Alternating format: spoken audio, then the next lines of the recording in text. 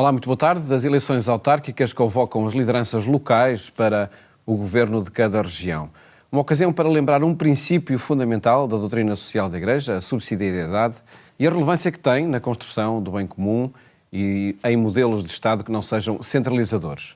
Sílvia Mangerona, professora universitária, investigou e escreveu sobre este princípio e é hoje convidada do programa Eclésia.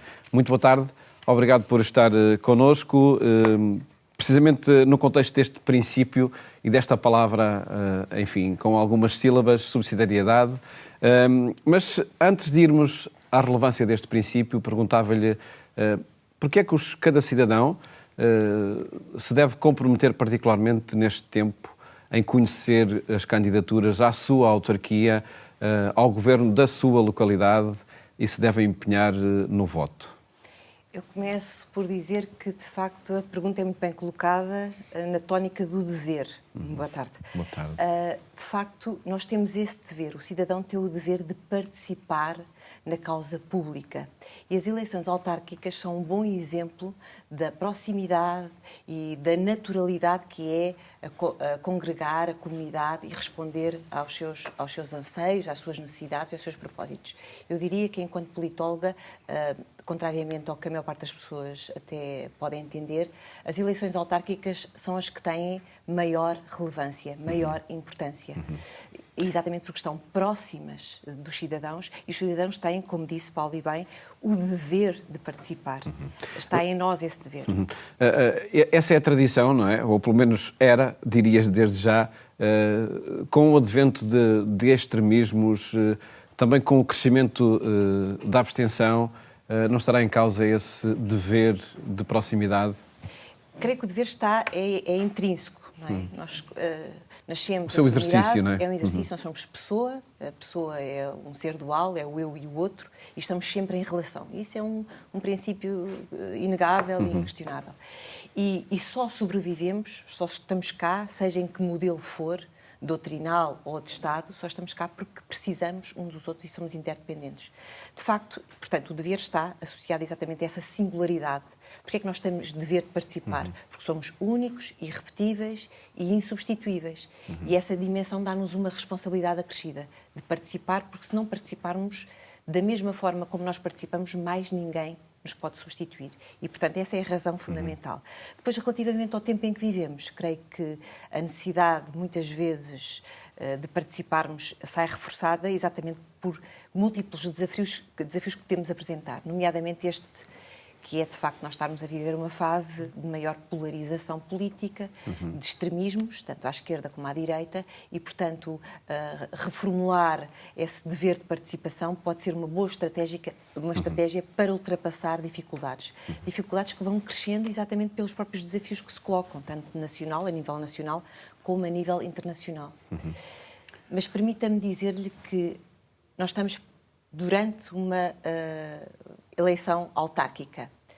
A autarquia não está assim tão afastada da dimensão global. Nós hoje estamos perante vivemos um tempo de localismo, onde o local está muito próximo das necessidades e do impacto global. E, portanto, estes desafios são colocados junto das populações, junto das autarquias, nas freguesias e nos municípios. E, portanto, não pensemos nós que estamos perante um período em que nos devemos demitir das grandes preocupações, nomeadamente das viragens ideológicas que se passam um pouco por toda a Europa. Quer isto dizer que elas vão ter reflexo também, por exemplo, nestas eleições autárquicas, onde poderíamos dizer que o conhecimento da pessoa, do candidato, muitas vezes sobrepunha ao próprio partido?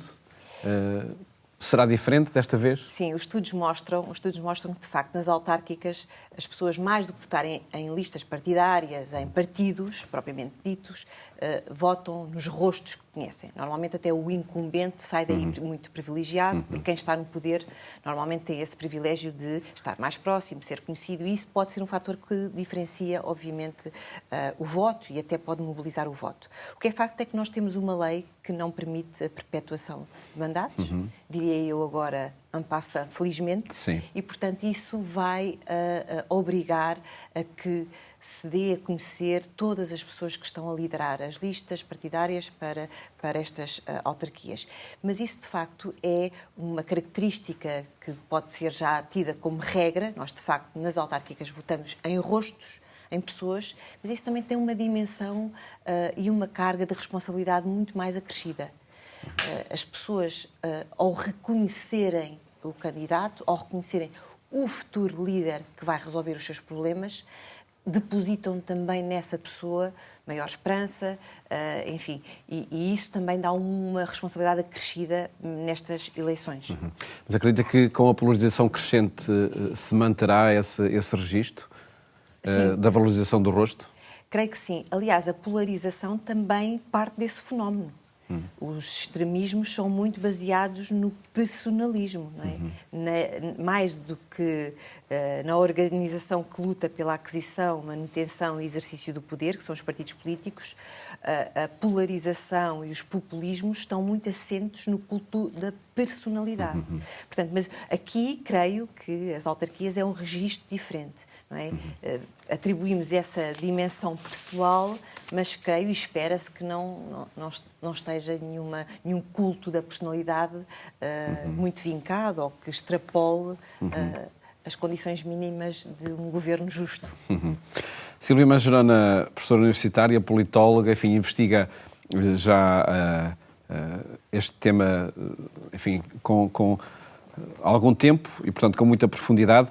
Este livro, Subsidiariedade, Doutrina Política e Modelo de Estado, resulta da sua investigação para doutoramento, não é?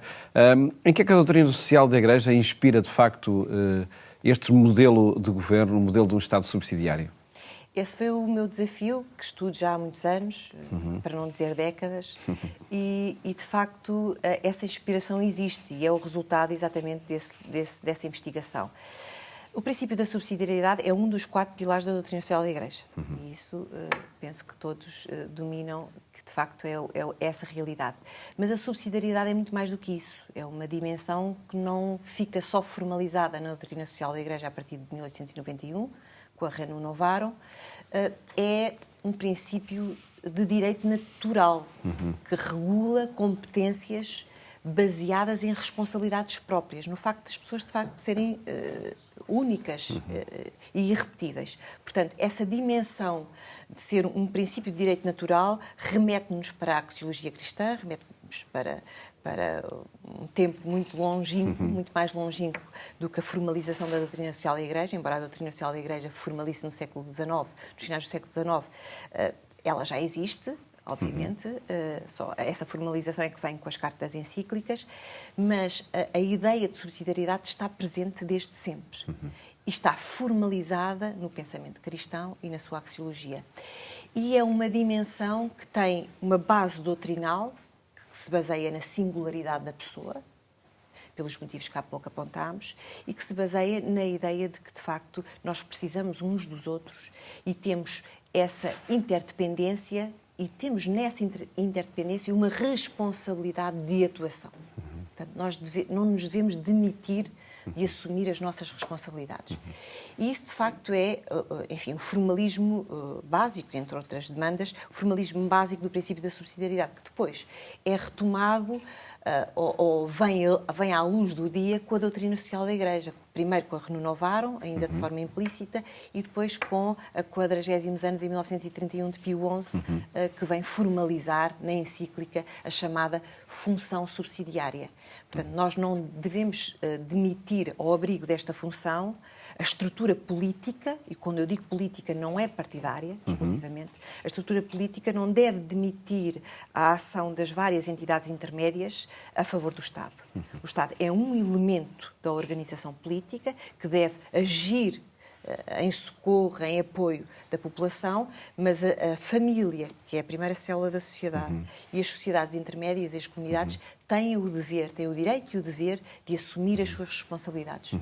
Na prática, o Estado não deve ser centralizador, segundo este princípio, nem deve substituir instâncias inferiores, chamemos assim, no governo e na resolução de cada situação. Não deve substituir, deve ser supletivo, mas mais do que isso, e isso é uma das razões da minha investigação, mais do que ser supletivo, quer isto dizer, mais do que ir em socorro e em ajuda, ele deve ser subsidiário. E essa foi a razão da investigação. E o ser subsidiário obriga não só a haver uma realidade de descentralização, e as autarquias são isso, não é? São unidades territoriais descentralizadas, mas obriga a reconhecer que o verdadeiro poder, o ónus da responsabilidade estão nessas organizações mais próximas do cidadão. Portanto, o movimento do entendimento é inverso. Não é top-down, é down-top, é de baixo para cima. Podemos dizer que é um princípio, enfim, muito relevante no âmbito de umas eleições autárquicas e do governo das autarquias. Muito relevante e, se calhar, está, e em boa hora, este convite, porque está na altura de fazer o lembrete do seu propósito, da sua origem. Porque a subsidiariedade, sendo um dos pilares da doutrina social da Igreja, pode ser aqui um bom lembrete do seu objetivo último, que é o bem comum. E o bem comum não é a soma das partes, não é a soma de todas... Não é o bem de cada um. Não é o bem de cada um, nem a sua soma. Sim. Não é? E, portanto, relembrar esses propósitos, trazer à luz do dia esses princípios, é um dever cívico. E não fica só aqui resguardado dentro de uma igreja que se abre ao mundo e que faz o seu papel. Isso deve sair também do âmbito da Igreja e deve ir para a paróquia. É? Vamos lembrar que nós iremos votar daqui a poucos dias para as freguesias. E a freguesia vem de freguês, vem da organização da paróquia e da organização da comunidade local. Que a realidade da Igreja também contribui muito para esta organização e isso é uma verdade que também não pode ser excluída, independentemente da separação da Igreja do Estado e de todos esses princípios que são hoje baluartes do Estado de Direito democrático, mas isto é uma realidade que nós não podemos excluir e até, diria eu, faz falta lembrar para que o bem comum venha a ser cumprido. E interessa desde logo então que no cumprimento deste princípio da subsidiariedade o compromisso de cada cidadão se expresse desde logo no voto, indo além desse compromisso também. Isso era o que se esperava, mas na realidade, ou infelizmente, parece que se tem esgotado um pouco no momento do voto. Mas ser cidadão não é só ir às urnas e votar. Embora isso seja uma afirmação de compromisso democrático. Diria também que vemos muitas associações a surgir no âmbito local que são também a concretização deste princípio. O princípio da subsidiariedade é esse respaldo de todas as instâncias intermédias, do seu poder e da necessidade da sua participação. Sem isso, compromete toda a função do Estado. O Estado tem, o Estado subsidiário que eu apresento nesta obra de investigação, é de facto a ideia de que temos que salvaguardar os princípios que estão subjacentes à ideia de subsidiariedade. E esta ideia de subsidiariedade, evocando as tais responsabilidades próprias de cada instância, também é um grande promotor, defensor, protetor da omnipotência do Estado. Porque é um lembrete que o Estado não deve agir para além daquilo que pode. Mas não deve ser só um Estado mínimo. Mais do que isso. Aí estaríamos no âmbito dos liberalismos puros. Mais do que isso. Nem mínimo nem absoluto. Deve ser o necessário. E isso talvez seja a chave. Até porque a crise, o Estado soberano, enfim, podemos dizer que paira uma certa crise sobre esse conceito, não é, do Estado soberano. E o Estado soberano, eu nesta investigação também dividi nesse pilar interno e externo, embora isso seja uma abstração hoje em dia puramente académica, porque cada vez mais tudo o que é interno tem impacto externo e vice-versa. É difícil até perceber este meandro divisório, digamos assim. Hoje em dia a própria soberania, tal qual nós a conhecemos hoje em dia, está diluída, é um conceito que talvez até esteja anacrónico, não é? Porque não reconhecer poder igual na ordem interna nem superior na ordem externa. Hoje em dia nós reconhecemos múltiplos poderes superiores na nossa ordem externa, a que temos que acatar por uma série de vínculos supranacionais. Portanto, esta alteração do paradigma atual obriga-nos também a pensar uma nova caracterização de soberania. A que eu designei soberania subsidiária, isto no âmbito da organização externa, que não terá que ver com perder a soberania ou diluí-la, mas reconhecer que de facto há aqui uma escala subsidiária que obriga a alguma atenção e depois do ponto de vista interno, muito importante, redefinir, uma proposta que vem de redefinir o Estado social que a inspiração da doutrina social da Igreja nunca descura. A doutrina social da Igreja é, de facto, uma defensora do Estado Social. Aliás, uma fundadora e promotora, não é? E promotora desse próprio Estado Social. O que eu venho aqui propor é que esse Estado Social passe a ser um Estado Social subsidiário, que chame mais as famílias. A família tem que ser o garante desta organização, mais do que o Estado.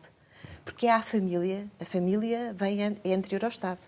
Assim como a pessoa é anterior ao Estado. Isto é uma realidade evidente, histórica e ontológica. Não há como negar. E, portanto, chamar essa realidade, lembrar-nos, fazer esse lembrete da responsabilidade da família e das comunidades. E no Estado Social isso é muito premente. Para sair um bocadinho aqui mais da teoria e passar à prática, vamos lembrar o que se passa com a saúde e com a educação. Como refere também no livro, não é? De facto, concretiza-se depois nessa possibilidade de escolha, ou não é? Exatamente, ou não, mas deveríamos ter essa possibilidade de escolha. O ónus deveria estar em nós. A quem é que vamos delegar o direito de educar as nossas crianças? Que, do ponto de vista dos direitos humanos e constitucionalmente o ónus está na família. E, portanto, nós devíamos ter essa liberdade de escolha da educação, assim como também na área da saúde. O papel das misericórdias, o papel do setor privado não deve ser diabolizado. Deve ser chamado às suas responsabilidades para atuar a par do Estado na resolução dos problemas coletivos. E o Estado social subsidiário é a chave para que isso aconteça.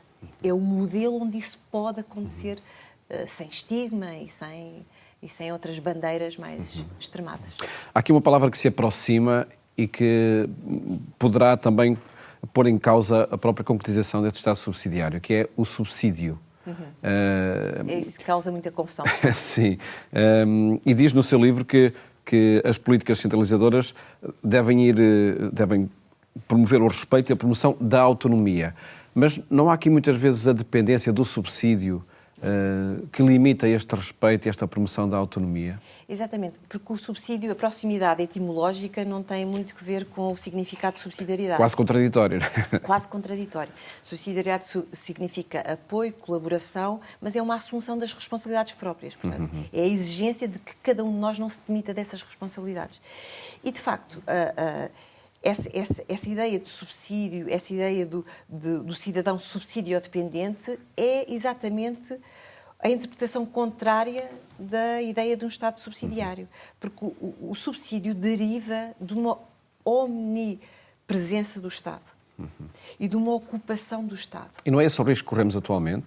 Corremos atualmente e é por isso que é tão fértil para ideologias mais radicais que venham dizer exatamente que se tem que acabar com isso. E, de facto, porque isso é a demissão das nossas responsabilidades. Durante muito tempo, e talvez na nossa geração, crescíamos com a ideia de que era brio não depender do Estado. Isso inverteu-se por fatores económicos, sociais, até culturais. E hoje em dia é quase aceitável nós dizermos que estamos à espera de um subsídio ou não vamos trabalhar porque temos o subsídio. E isso é inverter o ónus da responsabilidade. E até do ponto de vista educacional, isso é o entendimento exatamente contrário ao crescimento, à responsabilidade, à afirmação do que é ser adulto e o que é participar em comunidade. Portanto, esse entendimento do subsídio tem que ser, de facto, revisto. O Estado tem, e isso é uma obrigação do Estado Social, que apoiar o cidadão quando o cidadão não tem outro recurso. Mas lembremos uma coisa, Paulo. O primeiro recurso da sociedade é a família. Não podemos continuar a ver pessoas idosas que estão atiradas no Serviço Nacional de Saúde para um canto onde nem sequer os médicos nem os administradores hospitalares sabem o que fazer com essas pessoas, porque as famílias demitiram-se da sua responsabilidade. E o mesmo acontece com a educação e outros setores. Portanto, talvez o caminho para inverter essa tendência de subsídios, de subsidio-dependência e de usurpação do Estado seria a assunção da responsabilidade da pessoa e da família. E lembrar isso com algum grau de responsabilidade histórica, porque é essa a função da família. Lá está, no tal movimento de baixo para cima, que há pouco falava. Está em curso uma reforma do Estado, até com o Ministério ou com uma pessoa a isso dedicada, uma pessoa, enfim, na sua equipa. Acredita que caminhamos para este Estado subsidiário? ou pelas indicações que tenho, o que está em causa são mais burocracias ou limar muitas burocracias? Eu tinha esperança. Posso até Poderia ser a ocasião. Enviar o livro, talvez, para a equipa, podia ser a ocasião. E dar o meu contributo, também é essa a minha obrigação. Tenho esperança que, devagar, paulatinamente, se chegue a esse estado de reflexão sobre aquilo que é necessário fazer. Mais do que estar na espuma dos dias, a resolver problemas do dia-a-dia, ter a coragem política de, a longo prazo, desenvolver estratégias que possam impactar efetivamente na vida das pessoas com alterações na estrutura. E sem medo de responsabilizar o cidadão e a família.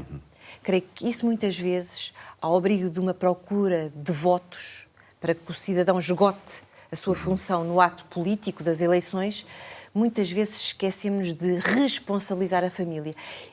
E é aos políticos também que cabe essa função de responsabilização do cidadão e da família. E a nós caberá o entendimento dessa responsabilidade e cumprir com as nossas obrigações. Como todas as eleições, mas estas em concreto e de forma particular, talvez, são a ocasião para recordar essa responsabilidade de cada cidadão, das famílias e assumir, enfim, tomar a dianteira. Sem dúvida nenhuma. Penso que estamos numa fase onde isso deve ser lembrado. E deve ser lembrado sem estigma dos conceitos, da sua origem, porque nós estamos inseridos num contexto internacional que tem valores, e valores onde a dimensão cristã tem um peso extraordinário, independentemente de o Estado ser laico e isso ser, de facto, uma necessidade que seja defendido. Não podemos esquecer as origens dos conceitos, o que a história nos contou e, por que não, de ler a doutrina social da Igreja, as suas encíclicas e retirar daí os melhores contributos, assim como de outras fontes. Silvia Manjona, agradeço muito ter estado aqui no programa Eclésia. A propósito desta sua investigação, Subsidiariedade, Doutrina Política e Modelo do Estado, que nestas eleições autárquicas e na campanha que está em curso, pode ser talvez um bom subsídio, como há pouco dizia, para um bom recurso para que o compromisso de cada cidadão e das famílias seja assumido de forma mais explícita. Muito obrigado. Fica a esperança. Muito obrigada. Felicidades. Muito obrigado. A terminar, convido a visitar o nosso portal, agência.eclesia.pt, onde reunimos a informação da atualidade, assim como as ligações para os programas que emitimos aqui na RTP2 e também na Antena 1. Votos de uma ótima tarde e até amanhã, se Deus quiser.